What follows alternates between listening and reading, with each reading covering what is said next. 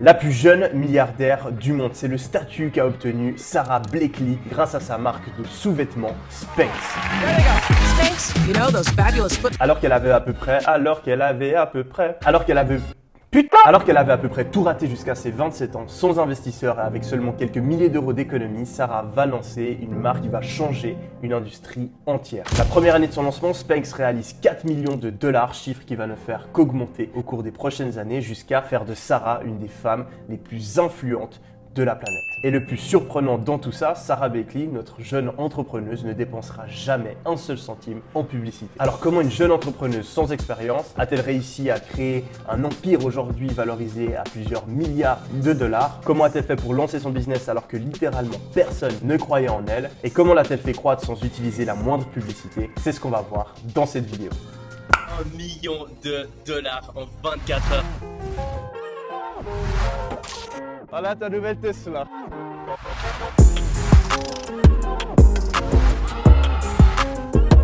Il y explique comment il est passé d'étudiant fauché à millionnaire en seulement un an. Hello, c'est Emi et j'ai l'énorme plaisir de vous retrouver une fois de plus sur la chaîne numéro 1 qui parle de business au niveau francophone. On est une communauté d'entrepreneurs motivés à tout défoncer et à changer leur vie grâce au business en ligne. Et pour nous rejoindre, c'est très facile, c'est rapide, c'est gratuit. Vous avez juste à cliquer sur le bouton s'abonner en dessous de cette vidéo. Aujourd'hui, on a une vidéo de malade. Ce qu'a fait Sara, c'est incroyablement inspirant. Donc on va parler de son parcours, son histoire, de son idée de génie qui lui a permis de complètement transformer sa vie. Et en fin de vidéo, je vous donnerai même une stratégie qui peut vous permettre de trouver un produit à fort potentiel pour votre propre business en vous inspirant de l'entreprise de Sara. L'histoire de Sara commence en Floride où elle grandit avec ses parents et rêve de devenir avocate comme son père. Celui-ci va dès son plus jeune âge lui demander à chaque fois qu'elle arrive à table « Alors ma fille, qu'est-ce que tu as échoué aujourd'hui ?» En effet, pour son père, l'échec c'était de ne pas essayer de faire quelque chose parce que ça nous empêchait d'apprendre. Et ça, c'est une grosse différence entre la mentalité américaine et la mentalité européenne. Et c'est probablement pour ça où la plupart des personnes vont vous montrer du doigt à chaque fois que vous essayez de faire quelque chose et que ça ne fonctionne pas. Et c'est un des grands facteurs qui explique pourquoi il y a beaucoup plus d'entrepreneurs à succès aux États-Unis. Très vite, Sara va donc développer un mindset, un état d'esprit d'entrepreneur et comprendre que l'échec n'est pas une preuve de faiblesse, mais bel et bien une preuve de courage. Et c'est donc pour ça qu'un peu plus tard, quand elle échoue à son examen de droit, elle rêvait en effet de devenir avocate. Et bien elle ne va pas abandonner, elle va bosser d'arrache-pied et se représenter l'année suivante pour, roulement de tambour, échouer à nouveau en faisant même un point de moins qu'à son essai précédent. Et au final, on se demande presque si cet état d'esprit qui lui a été transmis par son père, elle l'a pas poussé un petit peu trop loin. Parce qu'après ces deux échecs universitaires, elle va enchaîner sur un échec professionnel. Elle va en effet décider de postuler à Disney pour jouer une mascotte et se faire refuser la place parce qu'elle est trop petite. Et c'est comme ça qu'elle va terminer de fil en aiguille par vendre des fax en faisant du porte-à-porte pendant les 7 prochaines années de sa vie. Elle va alors aller tous les jours, sonner chez des clients potentiels, essayer de les convaincre et se prendre refus après refus après refus. Elle enchaîne les représailles de la part des clients, elle se fait jeter dehors et claquer la porte au nez. Et c'est une période difficile pour elle, mais qui va grandement lui servir par la suite parce qu'elle va développer ses talents de vendeuse, elle va approfondir ses connaissances de la psychologie humaine, apprendre à persuader les gens et à comprendre quels sont les désirs et les besoins qui font acheter les clients. Et en plus de ça, comme si son père ne le lui avait pas déjà assez montré, elle va détruire à tout jamais la peur du refus ou de l'échec. Donc elle va continuer à faire ça jusqu'au jour où elle a un déclic. Nous sommes en 1998. Sara a 25 ans et elle vit encore chez ses parents. Elle est au plus bas. Elle se rend compte que sa vie n'est pas celle qu'elle avait envie de vivre et qu'elle mérite mieux. Elle sort son carnet de notes et se décide à faire une liste de toutes ses motivations, toutes ses envies par écrit sur une feuille de papier. Et parmi celles-ci, elle note « Je veux inventer un produit qui aidera des millions de personnes à s'en sentir mieux dans leur corps et dans leur peau. » Mais à ce moment-là, Sara n'a aucune idée spécifique, elle n'a pas d'inspiration ou de compétences dans le milieu. Mais simplement en écrivant ces mots sur une feuille de papier, elle est tombée sur une stratégie qui va changer sa vie, qui a aussi changé la mienne et qui a changé la vie de plusieurs millions de personnes. J'ai nommé la loi de l'attraction. La loi de l'attraction, c'est pas une formule magique qui fait que tout ce qu'on écrit sur une feuille de papier va devenir vrai, mais c'est tout simplement un phénomène psychologique que de nombreuses études ont prouvé, quand on se concentre sur une certaine pensée, quand on visualise quelque chose, quand on l'écrit sur une feuille de papier, en fait notre cerveau va changer et va porter une plus grande attention aux opportunités qui peuvent nous permettre d'atteindre ce qu'on a visualisé. Si par exemple vous écrivez sur une feuille de papier que vous voulez devenir un entrepreneur à succès, que vous le répétez dans votre tête, que vous le visualisez, et bien ça va vous pousser inconsciemment à y penser plus et à remarquer les informations, les opportunités, les idées qui pourraient vous permettre d'atteindre cet objectif. Revenons à notre histoire. Sarah a fait cette liste et il lui faudra attendre 2 ans jusqu'au moment où cette idée va se concrétiser. Alors qu'elle se préparait pour une soirée, elle met un jeans blanc et se rend compte qu'il ne la met pas en valeur à cause de ses sous-vêtements qui laissaient apparaître quelques traces et qui lui faisaient des petits bourrelets. Des petits bourrelets.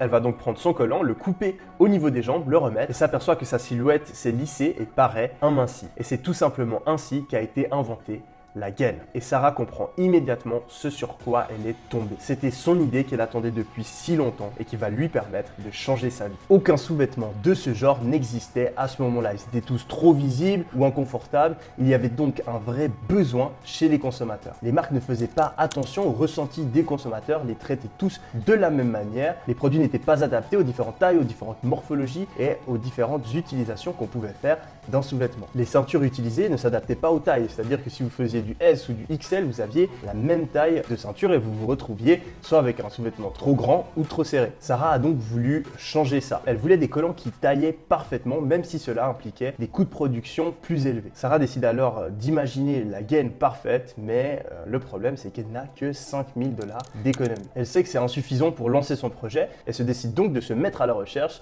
d'investisseurs. Mais au début des années 2000, les femmes entrepreneurs sont souvent rabaissées et pas prises au sérieux. Et après avoir téléphoné à toutes les usines de production de Caroline du Nord, elle essuie refus après refus. Et on commence à la connaître, Sarah, les refus, c'est pas ce qui va l'arrêter. Elle se décide donc de se rendre en personne aux usines afin de les convaincre. Et une fois sur place, pour changer, Sarah se prend un gros stop. Et chaque fois qu'elle parlait de son projet autour d'elle, tout le monde lui disait que ça n'allait pas marcher. Mais elle va persévérer et pendant 1 an, à la place d'essayer de convaincre les gens, elle va se concentrer sur créer un produit afin de pouvoir démontrer les bienfaits de celui-ci plutôt que de tout simplement essayer de l'expliquer à l'oral. Et au bout d'un moment, la chance finit par tourner parce que le patron d'une des usines la rappelle après que sa fille ait été complètement emballée par le produit. Seulement voilà, pour pouvoir obtenir son brevet et commencer à véritablement lancer son business, Sarah a besoin de payer plus de 5000 $ de frais d'avocat. Et 5000 $, c'est l'intégralité de ses économies. Elle va donc une bonne fois pour toutes abandonner, arrêter son idée de business, retourner faire du porte-à-porte et se mettre à jouer au loto.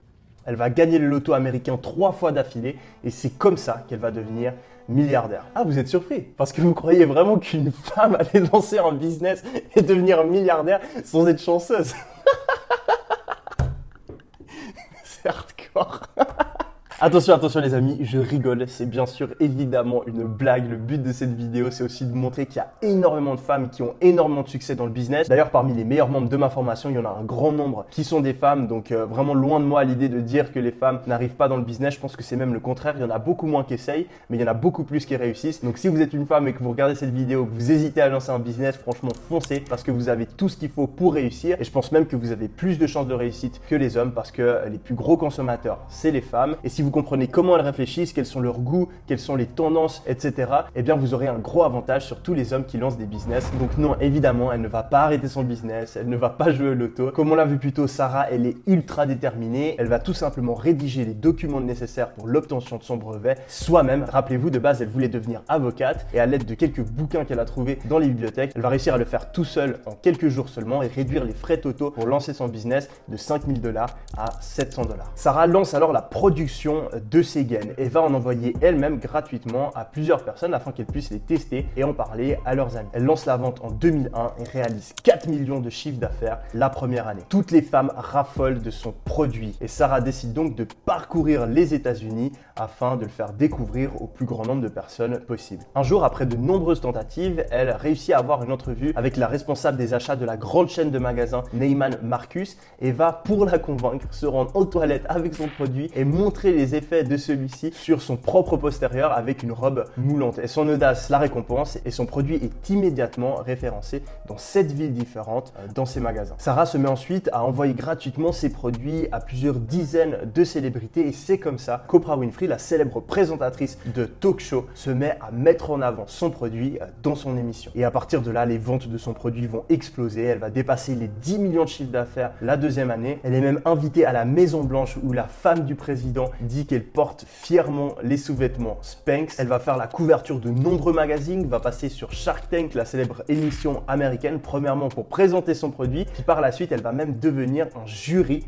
pour l'émission. Aujourd'hui, Spanx génère 400 millions de chiffres d'affaires annuels et est valorisé à plusieurs milliards, emploie des centaines de personnes, a un catalogue de plus de 200 produits et est disponible dans plus de 13 000 magasins. Mais là encore, Sarah Blakely n'est jamais satisfaite et continue tous les jours à travailler pour optimiser son business. Elle a d'ailleurs récemment lancé une gamme de sous-vêtements pour les hommes cette fois et est déterminée à obtenir le statut de plus grosse marque de sous-vêtements au monde. Mais il y a vraiment quelque chose qui est étonnant avec cette marque, c'est tout simplement qu'elle n'a pas eu recours à la publicité traditionnelle. En effet, pour faire fonctionner un business, on peut s'appuyer principalement sur 3 sources de clients. La première et la plus classique, ça va être la publicité, le fait de mettre en avant son produit sur différentes plateformes pour le faire découvrir à de nouvelles personnes et de les convaincre de l'acheter. Et ensuite, on a 2 sources organiques. La première, ça va être le bouche à oreille. Donc c'est tout simplement le fait d'avoir des clients qui vont recommander le produit qu'ils ont acheté à de nouvelles personnes qui vont par la suite devenir des clients. Et ensuite, la troisième source, ça va tout simplement être de faire acheter plusieurs fois d'affilée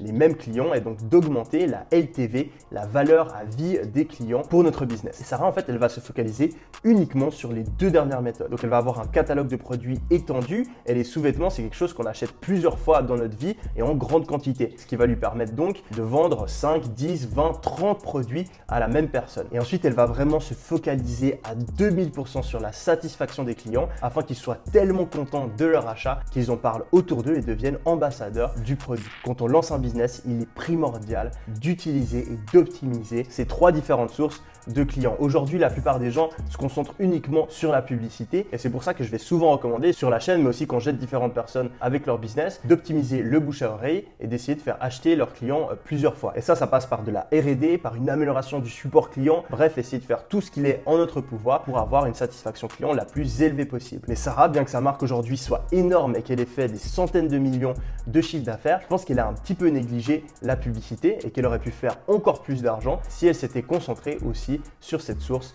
de trafic. Et ça, d'autres business l'ont remarqué et ont utilisé cette opportunité pour pouvoir avoir un succès phénoménal en vendant des produits similaires. On peut prendre par exemple le site Shippermint qui l'année passée a dépassé les 150 millions de chiffres d'affaires alors qu'il s'était lancé quelques années seulement auparavant. Et ce qui est super intéressant avec ce site-là, c'est qu'ils n'ont pas inventé la gaine. Ils n'ont pas inventé un nouveau type de sous-vêtements et ils ont carrément même pas créé de produits du tout. Ils ont opéré en fait en dropshipping, ils ont utilisé divers fournisseurs, diverses marques de sous-vêtements gainants déjà existantes aux États-Unis. Ils les ont démarchés et ils ont réussi à obtenir un partenariat avec celles-ci pour pouvoir vendre leurs produits sur leur site internet. Ils ont ensuite utilisé les stratégies de marketing digital actuelles, notamment la publicité Facebook et Google pour faire croître leur chiffre d'affaires. Vous avez peut-être déjà vu certaines de leurs pubs qui sont super bien réalisées et juste en utilisant la puissance de la publicité et le fait que la marque leader du marché, Spanx, l'avait négligé, ont pu eux aussi créer un business extrêmement puissant. Mais ce n'est pas les seuls, il y a des dizaines d'autres sites qui ont fait la même chose et même certains au niveau francophone comme Slimis par exemple qui pendant plus d'1 an a enchaîné les placements de produits avec les influenceurs, notamment de télé-réalité pour faire plusieurs millions de chiffres d'affaires. Et ils étaient super bien partis pour faire beaucoup plus, mais malheureusement la satisfaction client n'était pas au rendez-vous et ça les a fortement freinés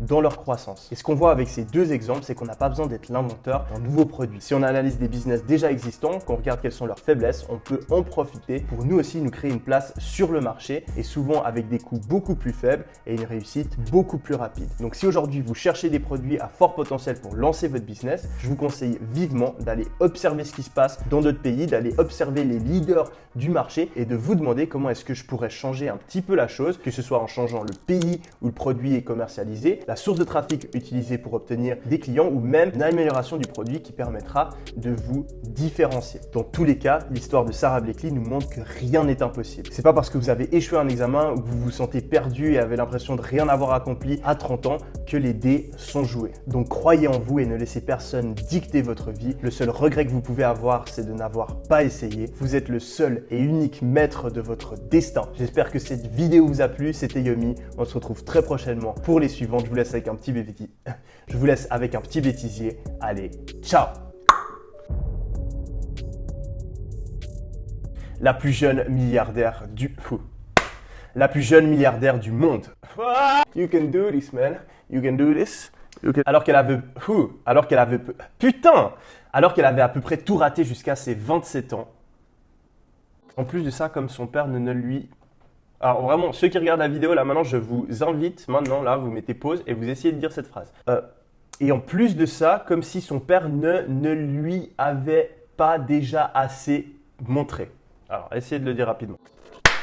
Et le CMI, j'ai l'énorme... Et le CMI,